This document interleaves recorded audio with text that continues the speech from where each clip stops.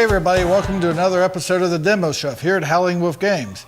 Today we're going to talk about a new game from Formal Ferret Games called The Network. Oh, The Network. Oh, okay. See, this is more my speed. Did you see the episode with naked survivalist chefs and they were making things for aliens from another world? No, I have no idea what you're talking about. Okay. Did you see the one with the politicians that they all made live in the same little room? No. I don't watch a lot of TV. I play a lot of board games, including this one. Yeah. Let's go to the table. All right, here we are at the table with The Network. This is a pretty fun game that Mike introduced me to. Yeah, it's from Formal Ferret Games, designed by Gil Hova.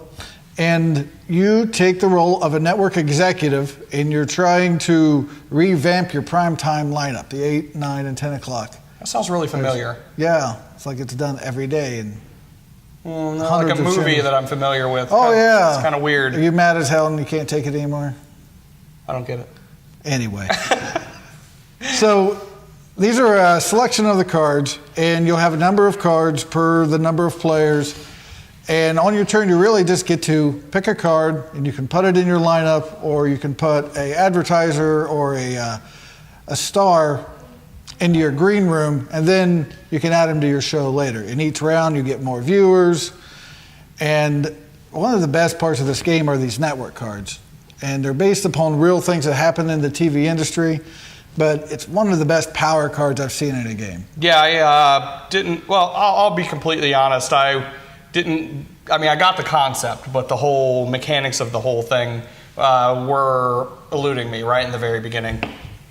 And that was especially so with those cards. Once I figured out those cards, it was just, I didn't understand why more people weren't using them more. Yes, and those cards will catch you up quickly, because the game we played, you were behind and you caught up and you were in the thick of it the rest of the game. Yep. This game gets a lot of similarities to a classic 80s movie, UHF, with Weird Al. Yep. And that is rightfully so, because they parody the television industry wonderfully. There's some great, you'll see some of these cards here. It was very, very evident to me because I watch a lot of sci-fi shows, and I decided to go all sci-fi. I don't know how I did it, but I stayed sci-fi through the whole game. Mm-hmm. And the Doctor Who spoof was hilarious. Who? What? Who? Oh, how long can we do this? And that's one of the great things of this game is there's a lot of different strategies. As Brad said, he stayed just with sci-fi, which are these little green cards. But there's different genres. You get bonus for having the same, but you can also just try and have the most popular shows and cater to those audiences. A lot of strategy, a lot of different ways to play this game. I've played this several times, and no game has been similar. They're all different. Mm-hmm. So when you're playing this, like I said, there's a lot of strategy, but there's also a lot of ways to play this. It plays from 1 to 5, which means there's solo rules, and they are really fun rules where it plays against a kind of a clock, and the game takes cards away from you, so you have to play them quickly and go get them if you want them.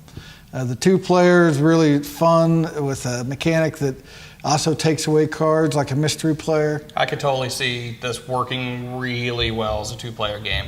Yeah. A lot of games that I've played don't work. They work, but they don't work great for a 2-player game.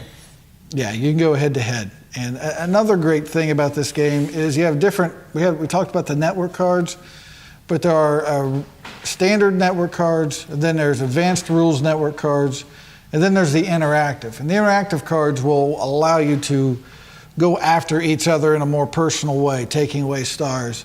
And you can or cannot play with that, depending on how you want to play the game. This game just caters to however you want to play it.